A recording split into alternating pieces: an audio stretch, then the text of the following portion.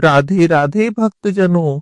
आप सभी को फागुन मास के शुक्ल पक्ष की अमल की एकादशी की बहुत बहुत शुभकामनाएं। भगवान लक्ष्मी नारायण आप सभी की मनोकामनाएं पूरी करें। आप सभी अपने जीवन में उन्नति को प्राप्त करें। इसी शुभ मंगल कामना के साथ आज हम सुनेंगे अमल की एकादशी व्रत कथा। बोलिए श्री विष्णु भगवान की जय हो। लक्ष्मी माता की जय हो। एक समय की बात है, शौनक आदि 88,000 ऋषियों ने श्री सूत जी महाराज को प्रणाम किया और उनसे पूछा, हे सूत जी महाराज, आप हमें फागुन मास के शुक्ल पक्ष की एकादशी के बारे में बताएं। इस एकादशी के व्रत का क्या विधान है और ये व्रत कैसे रखा जाता है। तब श्री सूत जी महाराज ने कहा, हे विप्रो, आप सबने बहुत ही सुंदर प्रश्न किया है। मैं आपसे फागुन मास के शुक्ल पक्ष की एकादशी के बारे में विस्तार से बताता हूँ। प्राचीन काल की बात है, महान राजा मानधाता ने भी वशिष्ठ जी से ऐसा ही प्रश्न किया था। मानधाता जी ने कहा, हे वशिष्ठ जी, यदि आप मुझ पर प्रसन्न हैं, तो किसी ऐसे व्रत का विधान बताएं जिससे मेरा कल्याण हो। तब महर्षि वशिष्ठ जी ने कहा, हे राजन, सब व्रतों से उत्तम और अंत में मोक्ष देने वाला आमलकी एकादशी का व्रत है। राजा मानधाता ने कहा, हे ऋषिवर, आमलकी एकादशी के व्रत की उत्पत्ति कैसे हुई और इस व्रत के करने का क्या विधान है। हे वेदों के ज्ञाता, आप मुझ पर कृपा करें और सारी बात मुझे विस्तार से बताएं। तब महर्षि वशिष्ठ जी ने कहा, हे राजन, मैं तुम्हारे सामने विस्तार से आमलकी एकादशी व्रत का वृतांत कहता हूँ। यह व्रत फागुन मास के शुक्ल पक्ष की एकादशी को किया जाता है और इस व्रत के प्रभाव से सभी पाप नष्ट हो जाते हैं। इस व्रत का पुण्य 1,000 गोदान के फल के बराबर है। आंवले यानी आमल की महत्ता उसके गुणों के अतिरिक्त इस बात में भी है कि इसकी उत्पत्ति भगवान श्री विष्णु के श्री मुख से हुई है। इसके बारे में मैं आपको एक पौराणिक कथा सुनाता हूँ, आप ध्यान से सुनिए। प्राचीन समय में वैदिक नाम का एक नगर था। उस नगर में ब्राह्मण, वैश्य, क्षत्रिय, शूद्र चारों वर्णों के मनुष्य प्रसन्नता पूर्वक निवास करते थे। उस नगर में सदैव वेद ध्वनि गूंजा करती थी। उस नगरी में कोई भी पापी नहीं था, दुराचारी नहीं था और कोई नास्तिक भी नहीं था। उस नगर के राजा का नाम चैत्ररथ था और वे एक चंद्रवंशी राजा थे। उच्च कोटि के विद्वान और धार्मिक प्रवृत्ति के व्यक्ति थे। उनके राज्य में कोई भी निर्धन या लोभी नहीं था। उस राज्य के सभी लोग भगवान विष्णु के भक्त थे। वहां के छोटे बड़े सभी निवासी प्रत्येक एकादशी का उपवास करते थे।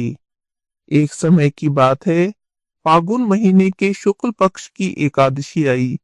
उस दिन राजा ने और प्रत्येक प्रजाजन ने, वृद्ध से लेकर बालक तक ने आनंद पूर्वक उस एकादशी का व्रत किया। राजा अपनी प्रजा के साथ मंदिर में जाकर कलश स्थापित करके धूप, दीप, नैवेद्य, पंचरत्न, छत्र आदि से धात्री का पूजन करने लगा और वे सभी धात्री की स्तुति करने लगे। हे धात्री, आप ब्रह्म स्वरूपा हैं। आप ब्रह्मा जी के द्वारा उत्पन्न हो, सभी के पापों का नाश करने वाली हो। आपको बारंबार नमस्कार है। आप हमारा अर्घ्य स्वीकार करो।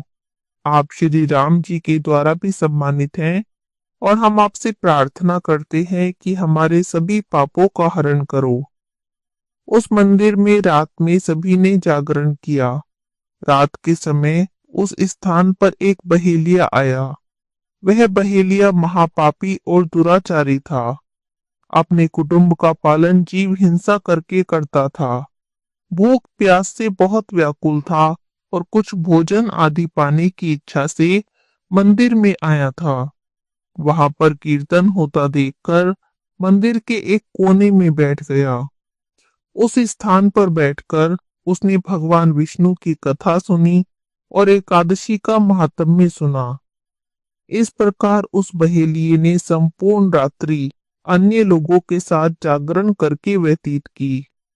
प्रातःकाल सभी लोग अपने अपने घर चले गए और वह बहेलिया भी प्रसाद लेकर अपने घर पर आ गया। वहां जाकर उसने अपने परिवार के साथ उस प्रसाद को ग्रहण किया। कुछ समय बीता और उस बहेलिये की मृत्यु हो गई। जीव हिंसा करने के कारण वह बहेलिया घोर नरक का भागी था। परंतु उस एक दिन आमलकी एकादशी का व्रत और जागरण करने से उसने राजा विदुरथ के यहाँ जन्म लिया। वहां पर उसका नाम वसुरथ रखा गया। बड़ा होने पर वह चतुरंगिनी सेना सहित धन धान्य से युक्त होकर 10,000 ग्रामों का संचालन करने लगा। वह तेज में सूर्य के समान, कांति में चंद्रमा के समान, वीरता में भगवान विष्णु के समान और क्षमा में पृथ्वी के समान था। अत्यंत धार्मिक, सत्यवादी, कर्मवीर और विष्णु भक्त था। अपनी प्रजा का समान भाव से पालन करता था और दान देना तो उसका नित्य कर्म था। एक समय की बात है, राजा वसुरथ शिकार खेलने के लिए वन में गए। देवयोग से वन में रास्ता भटक गए और दिशा का ज्ञान न होने के कारण जब बहुत थक गए तो वहीं वन में एक वृक्ष के नीचे सो गए। कुछ समय के बाद वहां पहाड़ी डाकू आ गए। उन्होंने राजा को अकेला देखा तो मारो मारो चिल्लाते हुए राजा की ओर दौड़े। वे डाकू कह रहे थे कि इस दुष्ट राजा ने हमारे माता पिता को मारा है, हमारे सभी संबंधियों को मारा है और हमें भी देश से निकाल दिया। अब हम इसे मारकर अपने अपमान का बदला लेंगे। और इतना कहकर वे डाकू राजा को मारने लगे, उस पर अस्त्र शस्त्र का प्रहार करने लगे। डाकुओं के वे अस्त्र शस्त्र राजा के शरीर का स्पर्श होते ही नष्ट होने लगे। राजा को तो वह पुष्पों के समान प्रतीत हो रहे थे। कुछ समय के बाद प्रभु इच्छा से डाकुओं के अस्त्र शस्त्र उन्हीं पर प्रहार करने लगे, जिससे कि वे सभी डाकू मूर्छित हो गए। उसी समय राजा के शरीर से एक दिव्य देवी प्रकट हुई। वे देवी बहुत सुंदर थी, सुंदर वस्त्रों और आभूषणों से सजी थी। उनकी भ्रुकुटी टेढ़ी थी और नेत्रों से क्रोध की भीषण लपटें निकल रही थी। उस समय वे लपटें काल के समान प्रतीत होती थी। देखते ही देखते उन्होंने सभी डाकुओं का नाश कर दिया। जब राजा नींद से उठा तो उसने वहां पर बहुत सारे डाकुओं को मरा पड़ा देखा और वह सोचने लगा, इन्हें किसने मारा होगा? इस वन में मेरा कौन हितैषी रहता है? अभी राजा वसुरथ ऐसा सोच ही रहे थे कि उसी समय आकाशवाणी हुई, हे राजन, इस संसार में भगवान विष्णु के अतिरिक्त तुम्हारी रक्षा कौन कर सकता है? इस आकाशवाणी को सुनकर राजा ने भगवान विष्णु का स्मरण किया, उन्हें प्रणाम किया और अपने नगर में आ गया और सुखपूर्वक अपना राज्य करने लगा। महर्षि वशिष्ठ जी कहते हैं, हे राजन, यह सब आमलकी एकादशी के व्रत का प्रभाव था। जो मनुष्य अपने जीवन में एक बार भी आमलकी एकादशी का व्रत करता है, वह अपने जीवन में प्रत्येक कार्य में सफल होता है और अंत में वैकुंठ धाम को जाता है। श्री सूत जी महाराज कहते हैं, हे विप्रो, इस प्रकार मैंने तुमसे आमलकी एकादशी के व्रत का विधान और संपूर्ण कथा का वर्णन किया है। जो कोई भी आमलकी एकादशी का व्रत करता है, उसके सभी पापों का नाश हो जाता है। भगवान श्री हरि की शक्ति हमारे सभी कष्टों को हर लेती है। यह शक्ति मनुष्य की ही नहीं बल्कि देवताओं की भी रक्षा करती है।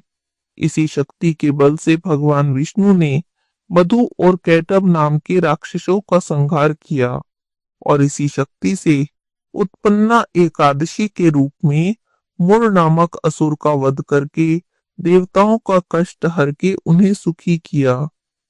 इस प्रकार आमलकी एकादशी के दिन प्रातःकाल उठकर भगवान विष्णु का पूजन करके जो कोई भी आमलकी एकादशी की इस कथा को पढ़ता है अथवा सुनता है, उसकी सभी मनोकामनाएं पूर्ण हो जाती हैं और उसके सभी पापों का नाश होता है।